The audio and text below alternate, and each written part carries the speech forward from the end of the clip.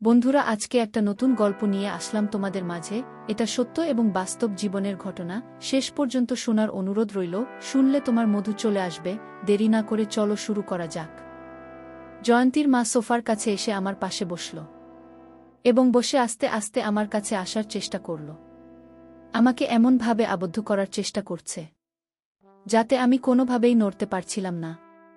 তারপর আমি বললাম, আন্টি, আপনি আমার সাথে এমন করছেন কেন?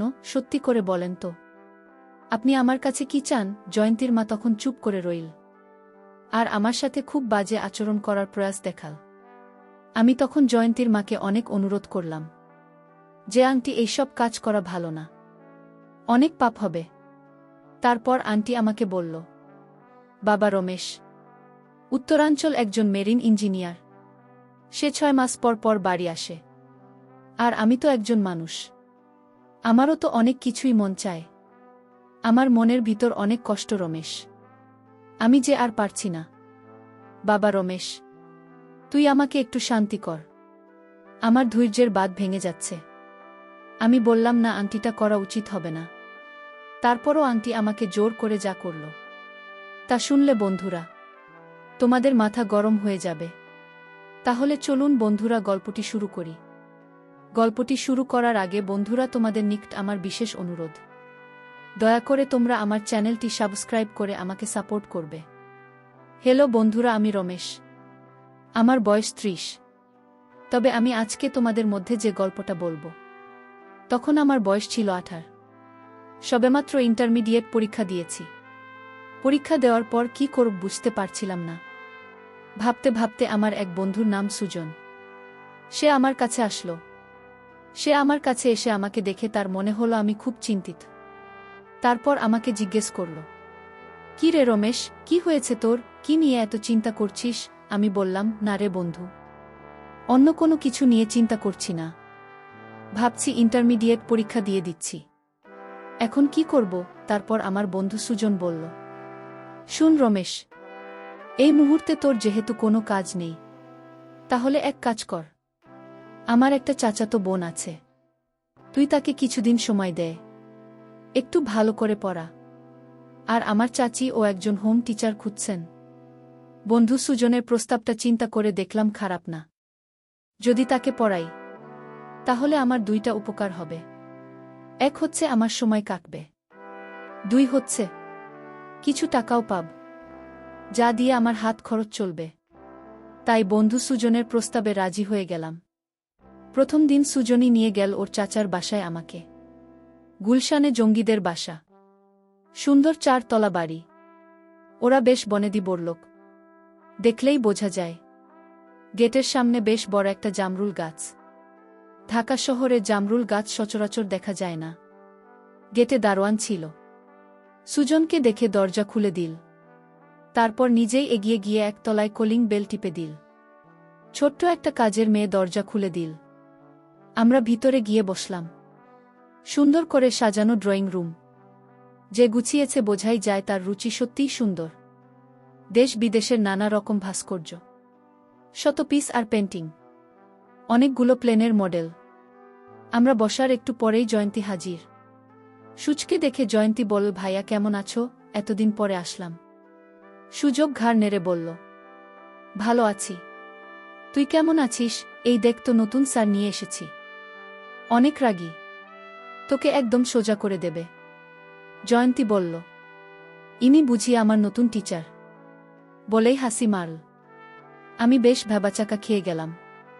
এ কি বিপদ রে বাবা, এটা হাসির কি হলো? একটু পরে একজন মহিলা ঘরে ঢুকল। মহিলা ঘরে ঢুকতেই মনে হলো ঘরের আলো যেন বেড়ে গেছে।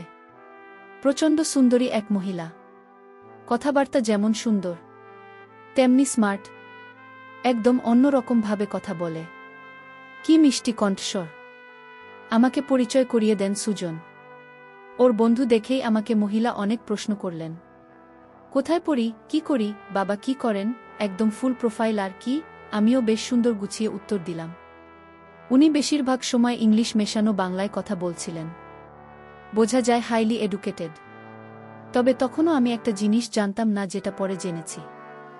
সবকিছু ঠিকঠাক হয়ে গেল। আমি সপ্তাহে 4 দিন পড়াব।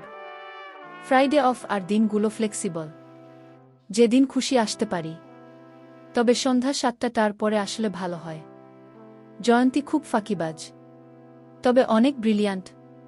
পড়ানো শুরু করার পরেই বুঝতে পারলাম জয়ন্তী টয়োটার এত ঘন ঘন চেঞ্জ হয় কেন। মেয়েটা একের পর এক প্রশ্ন করতে থাকে, তবে আমিও বেশ ধৈর্য ধরে প্রশ্নের উত্তর দিই। বকাচকা করি না, গল্প করতে চাইলে গল্প করি। 1 ঘন্টা করে পড়ানোর কথা। বেশিরভাগ সময়েই পড়া শেষ করতে করতে 9টা বেজে যায়। রাত বেশি হয়ে গেলে জয়ন্তীর আম্মু না খেয়ে যেতেন না। যেহেতু উনি সুজনের খালা, তাই আমার আন্টি ডাকা উচিত। কিন্তু এত ইয়াং যে উনাকে আন্টি ডাকতে লজ্জা বোধ করছে। উনাকে দেখলে কেউ বলবে না যে ওনার এত বড় একটা মেয়ে আছে, মেরে কেটে উনার বয়স 24 পার করানো যাবে না। কিন্তু যেহেতু ওনার এত বড় একটা মেয়ে আছে, মনে হচ্ছে উনার বয়স 33-34 হবে। আমি ওনাকে কোনোরকম সম্বোধন না করেই কথা বলার চেষ্টা করলাম। এতদিন ধরে জয়ন্তীকে পড়াচ্ছি, এখন ওর বাবাকে দেখলাম না। একদিন ফস করে জিজ্ঞেস করে বসলাম, জয়ন্তী তোমার আব্বুকে তো একদিনও দেখলাম না। উনি বুঝি অনেক রাতে বাসায় ফেরেন? জয়ন্তী সাথে সাথে বই বন্ধ করে বলে, না স্যার, আব্বু তো মেরিন ইঞ্জিনিয়ার, উনাকে ম্যাক্সিমাম সময় জাহাজে থাকতে হয়। তবে আব্বু ছুটি পেলেই চলে আসে। 3-4 মাস পর পর আসেন, মাসখানেক থাকেন, আবার চলে যান। এবার 4 মাস পার হয়ে গেল, তাও আব্বু আসছে না। বলেছে জাহাজ নিয়ে ডেনমার্কে আছে, ওখানে কি একটা ঝামেলা হয়েছে, আসতে আরও মাস 2-1 দেরি হয়ে যাবে। এখন বুঝতে পারলাম জয়ন্তী আমরা সবসময় এত উদাস থাকে কেন। জীবনের বেশিরভাগ সময়টাই মহিলার হয়তো এভাবে একা একা কাটাতে হয়। এরপর থেকে কেন যেন আমি উনাকে একটু সঙ্গ দেওয়ার চেষ্টা করতাম। কখনো 7টার আগে গিয়ে হাজির হয়ে যেতাম।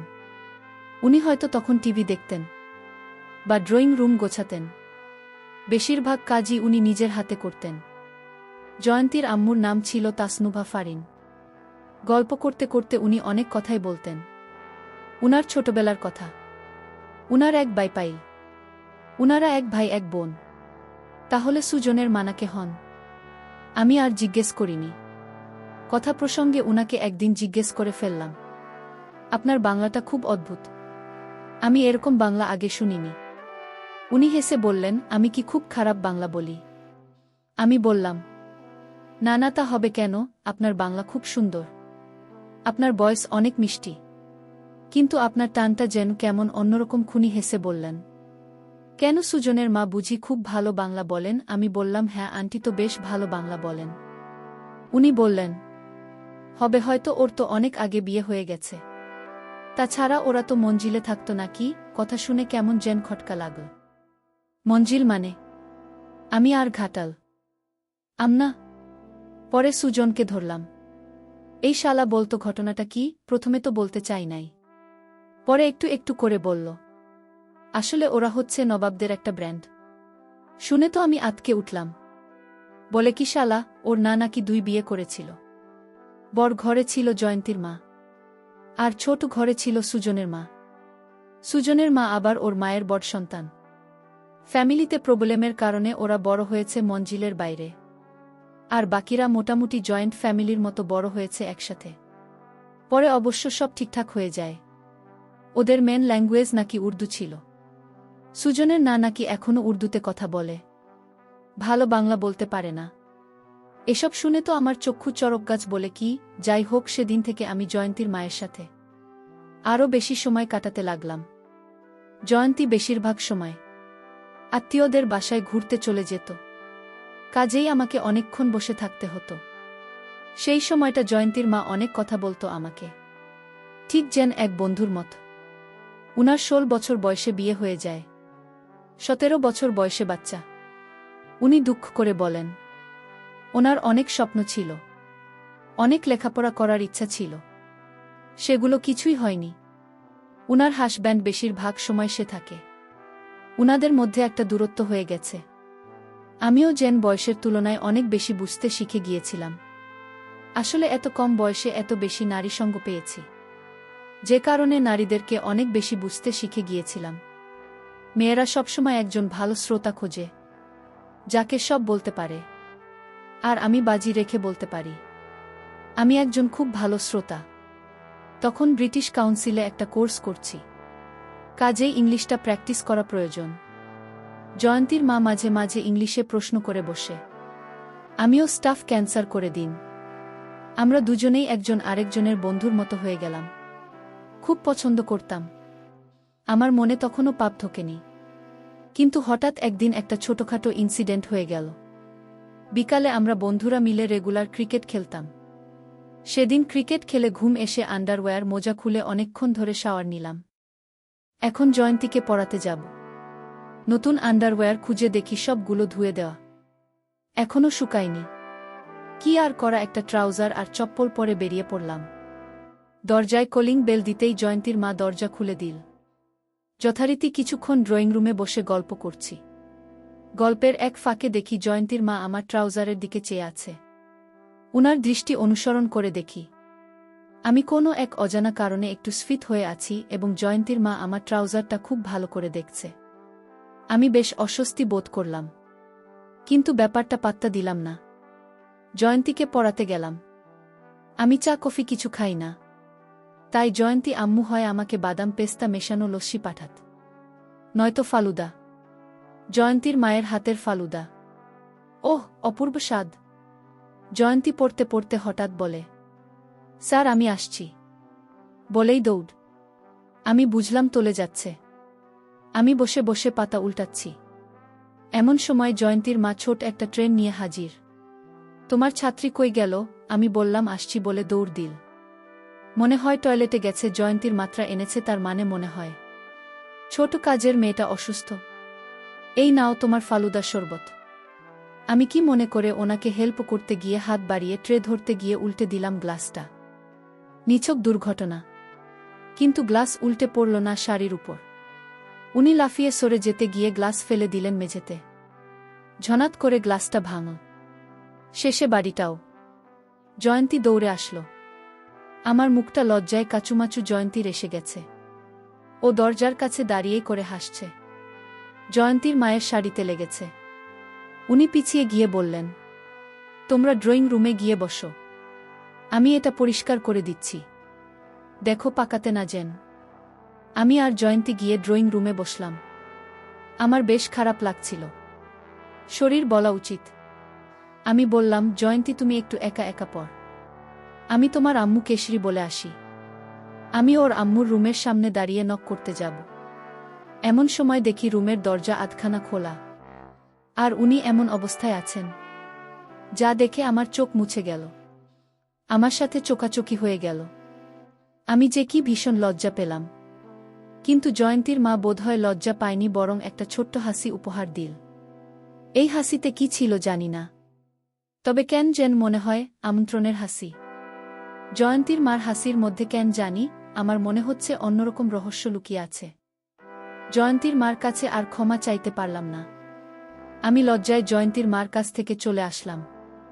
জয়ন্তীর মা বেশ কিছুক্ষণ পরে সে বলল, তোমাদের রুম পরিষ্কার হয়ে গেছে, চাইলে যেতে পারো। আমি উনার দিকে তাকাবার সাহস পাচ্ছিলাম না। আমি সেদিনের মতো পড়ানো শেষ করে বাসায় চলে আসলাম। পরদিন যাব না করেও কি মনে করে 7টার আগেই হাজির। জয়ন্তীর মা যথারীতি দরজা খুলে দিল। আজকে গেটে দারোয়ানকে দেখলাম না, হয়তো কোনো কাজে পাঠিয়েছে। আজকে জয়ন্তীর মা একটা অফ হোয়াইট শাড়ি পরেছেন, অপূর্ব সুন্দরী লাগছে, যেন সত্যিকারের এক রাজকুমারী। একটু কি সেজেছিল? হ্যাঁ, তাই তো মনে হচ্ছে জয়ন্তীর মাকে আজকে একটু রোম্যান্টিক লাগছে। জয়ন্তীর মা আর অপূর্ব চেহারা, দেখতে অনেক আবেদনময় বটে। হয়তো বয়সের জন্য একটু চর্বি জমেছে। আমি খানিকক্ষণ অপলক দৃষ্টিতে দেখলাম, তারপরে ড্রয়িং রুমে গিয়ে বসলাম। জয়ন্তী বাসায় নেই। ওর মা বলল, আজকেও নানা বাড়ি থাকবে। আমার বুক দূর দূর করে কাঁপছিল। তবু আমি সোফাতে বেশ স্বাভাবিক হয়ে বসার চেষ্টা করলাম। অন্যদিন জয়ন্তীর মা আমার অপোজিটে সোফাতে বসে, আজকে আমার পাশে বসেছে। উনার এখান থেকে হালকা একটা পারফিউমের গন্ধ বাতাসে ভেসে আসছে। আমি আচ্ছন্ন হয়ে যাচ্ছি কোনো এক অজানা নেশাতে। আজ যে কথা বলছো না, কি হয়েছে তোমার? আমি নিজেকে স্বাভাবিক রাখার চেষ্টা করেও পারছি না। জয়ন্তীর মা দিকে চোখ তুলে তাকাতেও পারছি না। দরদর করে ঘামছে। তুমি সুস্থ আছো তো বলে উনি আমার কপালে হাত দিয়ে পরীক্ষা করার চেষ্টা করলেন। সারা শরীরে যেন বজ্রপাত হয়ে গেল। উনি আমাকে খুব ভালো করে পরীক্ষা করে বললেন, এ কি, তোমার তো জ্বর নেই, তাহলে ঘামছে কেন? আমি এবার মুখ তুলে তাকালাম। আমার চোখ হয়তো লাল হয়ে গিয়ে থাকবে, মুখ কান নাক সব দিয়ে আগুন বেরোচ্ছে, আমার হাত কাঁপছে। একই হতে যাচ্ছে। জয়ন্তীর মা টেবিল থেকে টিস্যু নিয়ে আমার ঘাম মুছে দেওয়ার জন্য কাছে এল, একদম কাছে, যেখান থেকে ওনার নিঃশ্বাসের শব্দ শোনা যাচ্ছিল। আমি আস্তে আস্তে পিছু হবার চেষ্টা করলাম, তারপরও কোনো কাজ হলো না। জয়ন্তীর মা সোফার কাছে এসে আস্তে আস্তে আমার পাশে বসল এবং বসে আস্তে আস্তে আমার কাছে আসার চেষ্টা করল। আমাকে এমনভাবে আবদ্ধ করার চেষ্টা করছে যাতে আমি কোনোভাবেই নড়তে পারছিলাম।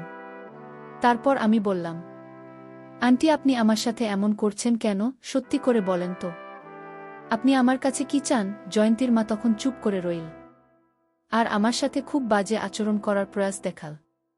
আমি তখন জয়ন্তীর মাকে অনেক অনুরোধ করলাম যে, আন্টি, এইসব কাজ করা ভালো না, অনেক পাপ হবে।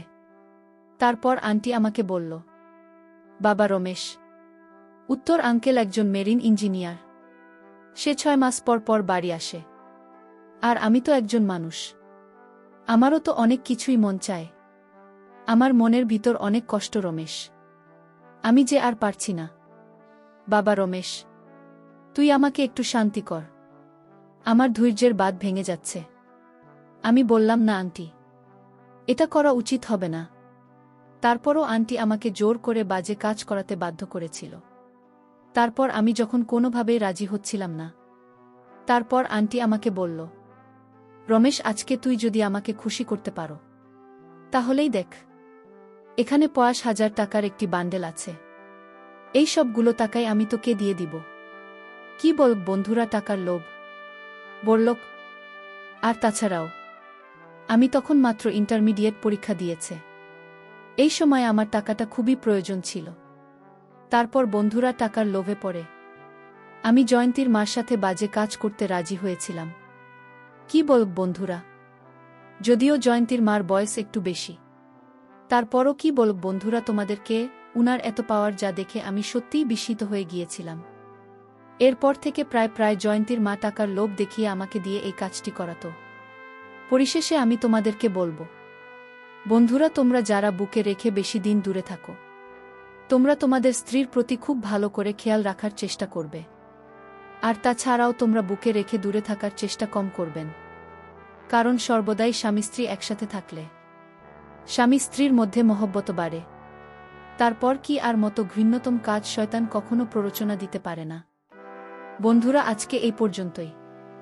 আবারও আসব তোমাদের মধ্যে নতুন কোনো গল্প নিয়ে। গল্পটি যদি তোমাদের ভালো লাগে তাহলে একটি লাইক দাও। প্রতিদিন আমি তোমাদেরকে বাস্তব জীবনের একটা করে নতুন গল্প উপহার দিব, তাই তোমাদেরকে অনুরোধ করে বলছি, তোমরা যদি এরকম ধরনের ইন্টারেস্টিং গল্প পেতে চাও তাহলে দয়া করে তোমরা আমার চ্যানেলটি সাবস্ক্রাইব করো। পরিশেষে তোমাদের সকলের সুস্বাস্থ্য কামনা করি।